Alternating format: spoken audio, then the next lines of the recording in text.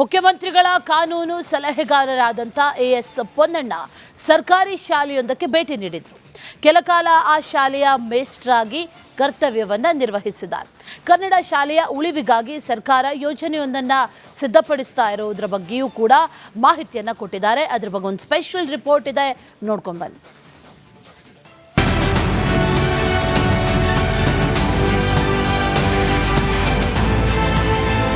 ಶಾಲೆಯಲ್ಲಿ ಇರುವುದು ಕೇವಲ 6 ವಿದ್ಯಾರ್ಥಿಗಳು. ಇರುವ 6 ವಿದ್ಯಾರ್ಥಿಗಳಿಗೆ ಪಾಠ ಮಾಡಿದ ಶಾಸಕ ಎಎಸ್ ಪೊನ್ನಣ್ಣ, ಶಾಲೆಯ ಇತಿಹಾಸದ ಬಗ್ಗೆ ಮಾಹಿತಿ ನೀಡಿದ ಗ್ರಾಮಸ್ಥರು. ಈ ಎಲ್ಲ ದೃಶ್ಯಕ್ಕೆ ಸಾಕ್ಷಿಯಾಗಿರುವುದು ಕೊಡಗು ಜಿಲ್ಲೆಯ ಮಡಿಕೇರಿ ತಾಲೂಕಿನ ಮದೆ ಗ್ರಾಮದ ಹಿರಿಯ ಪ್ರಾಥಮಿಕ ಶಾಲೆ. ಸರ್ಕಾರಿ ಶಾಲೆಗೆ ಎಎಸ್ ಪೊನ್ನಣ್ಣ ಭೇಟಿ,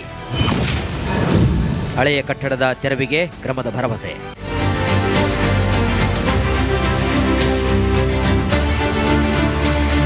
ಎಸ್, ಗ್ರಾಮಸ್ಥರ ಮನವಿ ಮೇರೆಗೆ ಸಿಎಂ ಕಾನೂನು ಸಲಹೆಗಾರ ಪೊನ್ನಣ್ಣ ಮದೆ ಗ್ರಾಮದ ಹಿರಿಯ ಪ್ರಾಥಮಿಕ ಶಾಲೆಗೆ ಭೇಟಿ ನೀಡಿದ್ದಾರೆ. ಕೇವಲ ಭೇಟಿ ಮಾತ್ರವಲ್ಲ, ಇಲ್ಲಿರುವಂತಹ ಮಕ್ಕಳಿಗೆ ನ್ಯಾಯಾಂಗದ ಬಗ್ಗೆ ಪಾಠವನ್ನ ಮಾಡಿದ್ದಾರೆ. ಇದುವರೆಗೆ ವಿದ್ಯಾರ್ಥಿಗಳು ಕಲಿತಿರುವಂತಹ ಬಗ್ಗೆ ಪ್ರಶ್ನೆಗಳನ್ನ ಕೇಳಿ ಉತ್ತರವನ್ನ ಪಡೆದಿದ್ದಾರೆ.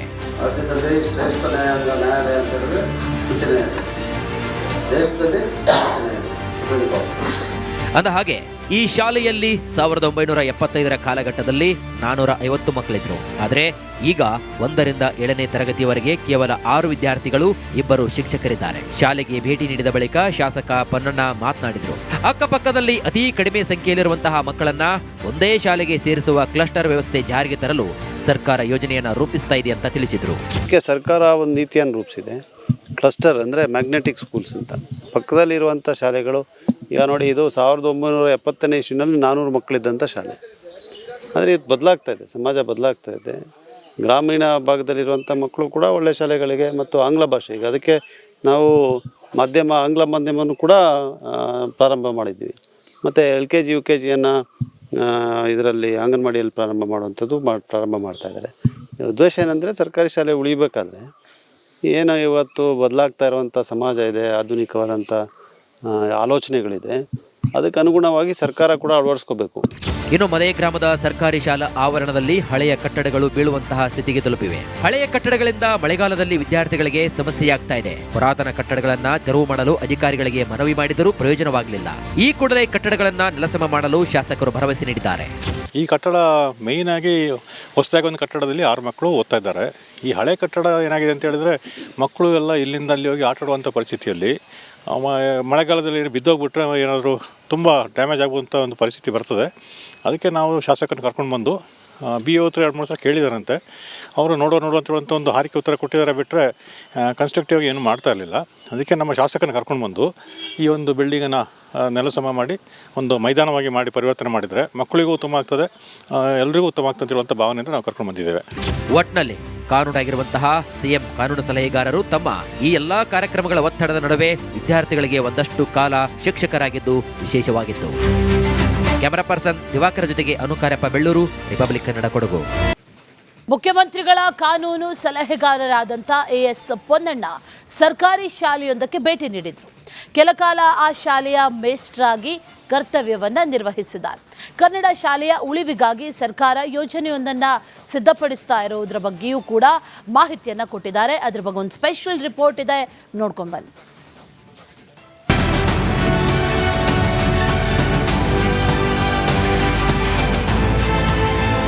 ಶಾಲೆಯಲ್ಲಿ ಇರುವುದು ಕೇವಲ 6 ವಿದ್ಯಾರ್ಥಿಗಳು. ಇರುವ 6 ವಿದ್ಯಾರ್ಥಿಗಳಿಗೆ ಪಾಠ ಮಾಡಿದ ಶಾಸಕ ಎಎಸ್ ಪೊನ್ನಣ್ಣ, ಶಾಲೆಯ ಇತಿಹಾಸದ ಬಗ್ಗೆ ಮಾಹಿತಿ ನೀಡಿದ ಗ್ರಾಮಸ್ಥರು. ಈ ಎಲ್ಲ ದೃಶ್ಯಕ್ಕೆ ಸಾಕ್ಷಿಯಾಗಿರುವುದು ಕೊಡಗು ಜಿಲ್ಲೆಯ ಮಡಿಕೇರಿ ತಾಲೂಕಿನ ಮದೆ ಗ್ರಾಮದ ಹಿರಿಯ ಪ್ರಾಥಮಿಕ ಶಾಲೆ.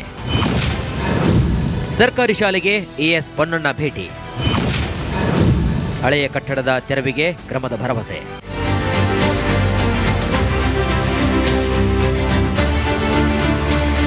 ಎಸ್, ಗ್ರಾಮಸ್ಥರ ಮನವಿ ಮೇರೆಗೆ ಸಿಎಂ ಕಾನೂನು ಸಲಹೆಗಾರ ಪೊನ್ನಣ್ಣ ಮದೆ ಗ್ರಾಮದ ಹಿರಿಯ ಪ್ರಾಥಮಿಕ ಶಾಲೆಗೆ ಭೇಟಿ ನೀಡಿದ್ದಾರೆ. ಕೇವಲ ಭೇಟಿ ಮಾತ್ರವಲ್ಲ, ಇಲ್ಲಿರುವಂತಹ ಮಕ್ಕಳಿಗೆ ನ್ಯಾಯಾಂಗದ ಬಗ್ಗೆ ಪಾಠವನ್ನ ಮಾಡಿದ್ದಾರೆ. ಇದುವರೆಗೆ ವಿದ್ಯಾರ್ಥಿಗಳು ಕಲಿತಿರುವಂತಹ ಬಗ್ಗೆ ಪ್ರಶ್ನೆಗಳನ್ನ ಕೇಳಿ ಉತ್ತರವನ್ನ ಪಡೆದಿದ್ದಾರೆ.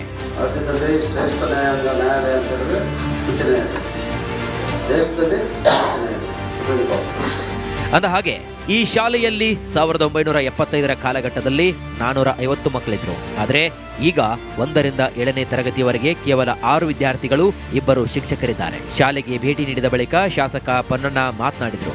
ಅಕ್ಕಪಕ್ಕದಲ್ಲಿ ಅತಿ ಕಡಿಮೆ ಸಂಖ್ಯೆಯಲ್ಲಿರುವಂತಹ ಮಕ್ಕಳನ್ನ ಒಂದೇ ಶಾಲೆಗೆ ಸೇರಿಸುವ ಕ್ಲಸ್ಟರ್ ವ್ಯವಸ್ಥೆ ಜಾರಿಗೆ ತರಲು ಸರ್ಕಾರ ಯೋಜನೆಯನ್ನ ರೂಪಿಸ್ತಾ ಇದೆ ಅಂತ ತಿಳಿಸಿದ್ರು.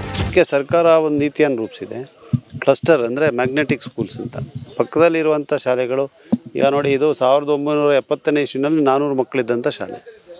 ಆದರೆ ಇದು ಬದಲಾಗ್ತಾ ಇದೆ, ಸಮಾಜ ಬದಲಾಗ್ತಾ ಇದೆ. ಗ್ರಾಮೀಣ ಭಾಗದಲ್ಲಿರುವಂಥ ಮಕ್ಕಳು ಕೂಡ ಒಳ್ಳೆಯ ಶಾಲೆಗಳಿಗೆ ಮತ್ತು ಆಂಗ್ಲ ಭಾಷೆ, ಈಗ ಅದಕ್ಕೆ ನಾವು ಆಂಗ್ಲ ಮಾಧ್ಯಮವನ್ನು ಕೂಡ ಪ್ರಾರಂಭ ಮಾಡಿದ್ವಿ. ಮತ್ತು LKG UKGಯನ್ನು ಇದರಲ್ಲಿ ಅಂಗನವಾಡಿಯಲ್ಲಿ ಪ್ರಾರಂಭ ಮಾಡ್ತಾ ಇದ್ದಾರೆ. ಉದ್ದೇಶ ಏನಂದರೆ ಸರ್ಕಾರಿ ಶಾಲೆ ಉಳಿಬೇಕಾದ್ರೆ ಏನು ಇವತ್ತು ಬದಲಾಗ್ತಾ ಇರುವಂಥ ಸಮಾಜ ಇದೆ, ಆಧುನಿಕವಾದಂಥ ಆಲೋಚನೆಗಳಿದೆ, ಅದಕ್ಕೆ ಅನುಗುಣವಾಗಿ ಸರ್ಕಾರ ಕೂಡ ಅಳವಡಿಸ್ಕೋಬೇಕು. ಇನ್ನು ಮದೇ ಗ್ರಾಮದ ಸರ್ಕಾರಿ ಶಾಲಾ ಆವರಣದಲ್ಲಿ ಹಳೆಯ ಕಟ್ಟಡಗಳು ಬೀಳುವಂತಹ ಸ್ಥಿತಿಗೆ ತಲುಪಿವೆ. ಹಳೆಯ ಕಟ್ಟಡಗಳಿಂದ ಮಳೆಗಾಲದಲ್ಲಿ ವಿದ್ಯಾರ್ಥಿಗಳಿಗೆ ಸಮಸ್ಯೆಯಾಗ್ತಾ ಇದೆ. ಪುರಾತನ ಕಟ್ಟಡಗಳನ್ನ ತೆರವು ಮಾಡಲು ಅಧಿಕಾರಿಗಳಿಗೆ ಮನವಿ ಮಾಡಿದರೂ ಪ್ರಯೋಜನವಾಗಲಿಲ್ಲ. ಈ ಕೂಡಲೇ ಕಟ್ಟಡಗಳನ್ನ ನೆಲಸಮ ಮಾಡಲು ಶಾಸಕರು ಭರವಸೆ ನೀಡಿದ್ದಾರೆ. ಈ ಕಟ್ಟಡ ಮೇಯ್ನ್ ಆಗಿ ಹೊಸದಾಗಿ ಒಂದು ಕಟ್ಟಡದಲ್ಲಿ 6 ಮಕ್ಕಳು ಓದ್ತಾ ಇದ್ದಾರೆ. ಈ ಹಳೆ ಕಟ್ಟಡ ಏನಾಗಿದೆ ಅಂತ ಹೇಳಿದ್ರೆ ಮಕ್ಕಳು ಎಲ್ಲ ಇಲ್ಲಿಂದ ಅಲ್ಲಿ ಹೋಗಿ ಆಟಾಡುವಂಥ ಪರಿಸ್ಥಿತಿಯಲ್ಲಿ ಮಳೆಗಾಲದಲ್ಲಿ ಬಿದ್ದೋಗ್ಬಿಟ್ರೆ ಏನಾದರೂ ತುಂಬ ಡ್ಯಾಮೇಜ್ ಆಗುವಂಥ ಒಂದು ಪರಿಸ್ಥಿತಿ ಬರ್ತದೆ. ಅದಕ್ಕೆ ನಾವು ಶಾಸಕರನ್ನು ಕರ್ಕೊಂಡು ಬಂದು BO ಹತ್ರ 2-3 ಸಲ ಕೇಳಿದಾರಂತೆ. ಅವರು ನೋಡೋ ಅಂತ ಹೇಳುವಂಥ ಒಂದು ಹಾರಿಕೆ ಉತ್ತರ ಕೊಟ್ಟಿದ್ದಾರೆ, ಬಿಟ್ಟರೆ ಕನ್ಸ್ಟ್ರಕ್ಟಿವ್ ಏನು ಮಾಡ್ತಾ ಇರಲಿಲ್ಲ. ಅದಕ್ಕೆ ನಮ್ಮ ಶಾಸಕರನ್ನು ಕರ್ಕೊಂಡು ಬಂದು ಈ ಒಂದು ಬಿಲ್ಡಿಂಗನ್ನು ನೆಲಸಮ ಮಾಡಿ ಒಂದು ಮೈದಾನವಾಗಿ ಮಾಡಿ ಪರಿವರ್ತನೆ ಮಾಡಿದರೆ ಮಕ್ಕಳಿಗೂ ಉತ್ತಮ ಆಗ್ತದೆ, ಎಲ್ರಿಗೂ ಉತ್ತಮ ಆಗ್ತದೆ ಅಂತ ಹೇಳುವಂಥ ಭಾವನೆಯಿಂದ ನಾವು ಕರ್ಕೊಂಡು ಬಂದಿದ್ದೇವೆ. ಒಟ್ನಲ್ಲಿ ಕಾನೂನಾಗಿರುವಂತಹ CM ಕಾನೂನು ಸಲಹೆಗಾರರು ತಮ್ಮ ಈ ಎಲ್ಲಾ ಕಾರ್ಯಕ್ರಮಗಳ ಒತ್ತಡದ ನಡುವೆ ವಿದ್ಯಾರ್ಥಿಗಳಿಗೆ ಒಂದಷ್ಟು ಕಾಲ ಶಿಕ್ಷಕರಾಗಿದ್ದು ವಿಶೇಷವಾಗಿತ್ತು. ಕ್ಯಾಮರಾ ಪರ್ಸನ್ ದಿವಾಕರ ಜೊತೆಗೆ ಅನುಕಾರ್ಯಪ್ಪ, ಬೆಳ್ಳೂರು, ರಿಪಬ್ಲಿಕ್ ಕನ್ನಡ, ಕೊಡಗು. ಮುಖ್ಯಮಂತ್ರಿಗಳ ಕಾನೂನು ಸಲಹೆಗಾರರಾದಂಥ AS ಪೊನ್ನಣ್ಣ ಸರ್ಕಾರಿ ಶಾಲೆಯೊಂದಕ್ಕೆ ಭೇಟಿ ನೀಡಿದ್ರು. ಕೆಲಕಾಲ ಆ ಶಾಲೆಯ ಮೇಸ್ಟ್ರಾಗಿ ಕರ್ತವ್ಯವನ್ನ ನಿರ್ವಹಿಸಿದ್ದಾರೆ. ಕನ್ನಡ ಶಾಲೆಯ ಉಳಿವಿಗಾಗಿ ಸರ್ಕಾರ ಯೋಜನೆಯೊಂದನ್ನ ಸಿದ್ಧಪಡಿಸ್ತಾ ಇರೋದ್ರ ಬಗ್ಗೆಯೂ ಕೂಡ ಮಾಹಿತಿಯನ್ನ ಕೊಟ್ಟಿದ್ದಾರೆ. ಅದ್ರ ಬಗ್ಗೆ ಒಂದು ಸ್ಪೆಷಲ್ ರಿಪೋರ್ಟ್ ಇದೆ, ನೋಡ್ಕೊಂಡು ಬನ್ನಿ.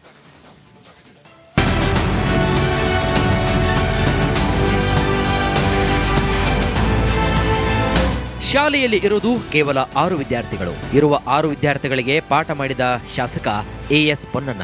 ಶಾಲೆಯ ಇತಿಹಾಸದ ಬಗ್ಗೆ ಮಾಹಿತಿ ನೀಡಿದ ಗ್ರಾಮಸ್ಥರು. ಈ ಎಲ್ಲ ದೃಶ್ಯಕ್ಕೆ ಸಾಕ್ಷಿಯಾಗಿರುವುದು ಕೊಡಗು ಜಿಲ್ಲೆಯ ಮಡಿಕೇರಿ ತಾಲೂಕಿನ ಮದೇ ಗ್ರಾಮದ ಹಿರಿಯ ಪ್ರಾಥಮಿಕ ಶಾಲೆ. ಸರ್ಕಾರಿ ಶಾಲೆಗೆ AS ಪೊನ್ನಣ್ಣ ಭೇಟಿ. ಹಳೆಯ ಕಟ್ಟಡದ ತೆರವಿಗೆ ಕ್ರಮದ ಭರವಸೆ.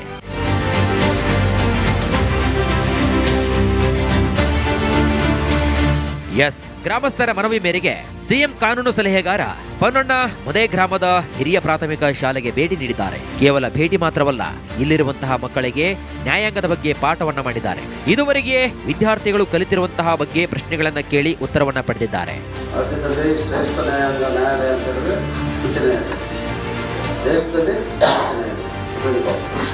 ಅಂದ ಹಾಗೆ ಈ ಶಾಲೆಯಲ್ಲಿ 1975ರ ಕಾಲಘಟ್ಟದಲ್ಲಿ 450 ಮಕ್ಕಳಿದ್ರು. ಆದರೆ ಈಗ 1ರಿಂದ 7ನೇ ತರಗತಿಯವರೆಗೆ ಕೇವಲ 6 ವಿದ್ಯಾರ್ಥಿಗಳು, 2 ಶಿಕ್ಷಕರಿದ್ದಾರೆ. ಶಾಲೆಗೆ ಭೇಟಿ ನೀಡಿದ ಬಳಿಕ ಶಾಸಕ ಪೊನ್ನಣ್ಣ ಮಾತನಾಡಿದ್ರು. ಅಕ್ಕಪಕ್ಕದಲ್ಲಿ ಅತಿ ಕಡಿಮೆ ಸಂಖ್ಯೆಯಲ್ಲಿರುವಂತಹ ಮಕ್ಕಳನ್ನ ಒಂದೇ ಶಾಲೆಗೆ ಸೇರಿಸುವ ಕ್ಲಸ್ಟರ್ ವ್ಯವಸ್ಥೆ ಜಾರಿಗೆ ತರಲು ಸರ್ಕಾರ ಯೋಜನೆಯನ್ನ ರೂಪಿಸ್ತಾ ಇದೆ ಅಂತ ತಿಳಿಸಿದ್ರು. ಸರ್ಕಾರ ಒಂದು ನೀತಿಯನ್ನು ರೂಪಿಸಿದೆ. ಕ್ಲಸ್ಟರ್ ಅಂದರೆ ಮ್ಯಾಗ್ನೆಟಿಕ್ ಸ್ಕೂಲ್ಸ್ ಅಂತ. ಪಕ್ಕದಲ್ಲಿರುವಂಥ ಶಾಲೆಗಳು ಈಗ ನೋಡಿ, ಇದು 1970ನೇ ಇಸ್ವಿನಲ್ಲಿ 400 ಮಕ್ಕಳಿದ್ದಂಥ ಶಾಲೆ. ಆದರೆ ಇದು ಬದಲಾಗ್ತಾ ಇದೆ, ಸಮಾಜ ಬದಲಾಗ್ತಾ ಇದೆ. ಗ್ರಾಮೀಣ ಭಾಗದಲ್ಲಿರುವಂಥ ಮಕ್ಕಳು ಕೂಡ ಒಳ್ಳೆಯ ಶಾಲೆಗಳಿಗೆ ಮತ್ತು ಆಂಗ್ಲ ಭಾಷೆ, ಈಗ ಅದಕ್ಕೆ ನಾವು ಆಂಗ್ಲ ಮಾಧ್ಯಮವನ್ನು ಕೂಡ ಪ್ರಾರಂಭ ಮಾಡಿದ್ವಿ. ಮತ್ತು LKG UKGಯನ್ನು ಇದರಲ್ಲಿ ಅಂಗನವಾಡಿಯಲ್ಲಿ ಪ್ರಾರಂಭ ಮಾಡ್ತಾ ಇದ್ದಾರೆ. ಉದ್ದೇಶ ಏನಂದರೆ ಸರ್ಕಾರಿ ಶಾಲೆ ಉಳಿಬೇಕಾದ್ರೆ ಏನು ಇವತ್ತು ಬದಲಾಗ್ತಾ ಇರುವಂಥ ಸಮಾಜ ಇದೆ, ಆಧುನಿಕವಾದಂಥ ಆಲೋಚನೆಗಳಿದೆ, ಅದಕ್ಕೆ ಅನುಗುಣವಾಗಿ ಸರ್ಕಾರ ಕೂಡ ಅಳವಡಿಸ್ಕೋಬೇಕು. ಇನ್ನು ಮದೇ ಗ್ರಾಮದ ಸರ್ಕಾರಿ ಶಾಲಾ ಆವರಣದಲ್ಲಿ ಹಳೆಯ ಕಟ್ಟಡಗಳು ಬೀಳುವಂತಹ ಸ್ಥಿತಿಗೆ ತಲುಪಿವೆ. ಹಳೆಯ ಕಟ್ಟಡಗಳಿಂದ ಮಳೆಗಾಲದಲ್ಲಿ ವಿದ್ಯಾರ್ಥಿಗಳಿಗೆ ಸಮಸ್ಯೆಯಾಗ್ತಾ ಇದೆ. ಪುರಾತನ ಕಟ್ಟಡಗಳನ್ನ ತೆರವು ಮಾಡಲು ಅಧಿಕಾರಿಗಳಿಗೆ ಮನವಿ ಮಾಡಿದರೂ ಪ್ರಯೋಜನವಾಗಲಿಲ್ಲ. ಈ ಕೂಡಲೇ ಕಟ್ಟಡಗಳನ್ನ ನೆಲಸಮ ಮಾಡಲು ಶಾಸಕರು ಭರವಸೆ ನೀಡಿದ್ದಾರೆ. ಈ ಕಟ್ಟಡ ಮೇಯ್ನ್ ಆಗಿ ಹೊಸದಾಗಿ ಒಂದು ಕಟ್ಟಡದಲ್ಲಿ 6 ಮಕ್ಕಳು ಓದ್ತಾ ಇದ್ದಾರೆ. ಈ ಹಳೆ ಕಟ್ಟಡ ಏನಾಗಿದೆ ಅಂತ ಹೇಳಿದ್ರೆ ಮಕ್ಕಳು ಎಲ್ಲ ಇಲ್ಲಿಂದ ಅಲ್ಲಿ ಹೋಗಿ ಆಟಾಡುವಂಥ ಪರಿಸ್ಥಿತಿಯಲ್ಲಿ ಮಳೆಗಾಲದಲ್ಲಿ ಬಿದ್ದೋಗ್ಬಿಟ್ರೆ ಏನಾದರೂ ತುಂಬ ಡ್ಯಾಮೇಜ್ ಆಗುವಂಥ ಒಂದು ಪರಿಸ್ಥಿತಿ ಬರ್ತದೆ. ಅದಕ್ಕೆ ನಾವು ಶಾಸಕರನ್ನ ಕರ್ಕೊಂಡು ಬಂದು BO ಹತ್ರ 2-3 ಸಲ ಕೇಳಿದಾರಂತೆ. ಅವರು ನೋಡೋ ಅಂತ ಹೇಳುವಂಥ ಒಂದು ಹಾರಿಕೆ ಉತ್ತರ ಕೊಟ್ಟಿದ್ದಾರೆ, ಬಿಟ್ಟರೆ ಕನ್ಸ್ಟ್ರಕ್ಟಿವ್ ಏನು ಮಾಡ್ತಾ ಇರಲಿಲ್ಲ.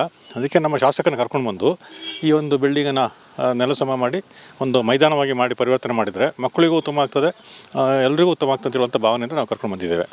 ಒಟ್ನಲ್ಲಿ ಕಾನೂನಾಗಿರುವಂತಹ ಸಿಎಂ ಕಾನೂನು ಸಲಹೆಗಾರರು ತಮ್ಮ ಈ ಎಲ್ಲಾ ಕಾರ್ಯಕ್ರಮಗಳ ಒತ್ತಡದ ನಡುವೆ ವಿದ್ಯಾರ್ಥಿಗಳಿಗೆ ಒಂದಷ್ಟು ಕಾಲ ಶಿಕ್ಷಕರಾಗಿದ್ದು ವಿಶೇಷವಾಗಿತ್ತು. ಕ್ಯಾಮರಾ ಪರ್ಸನ್ ದಿವಾಕರ ಜೊತೆಗೆ ಅನುಕಾರ್ಯಪ್ಪ, ಬೆಳ್ಳೂರು, ರಿಪಬ್ಲಿಕ್ ಕನ್ನಡ, ಕೊಡಗು.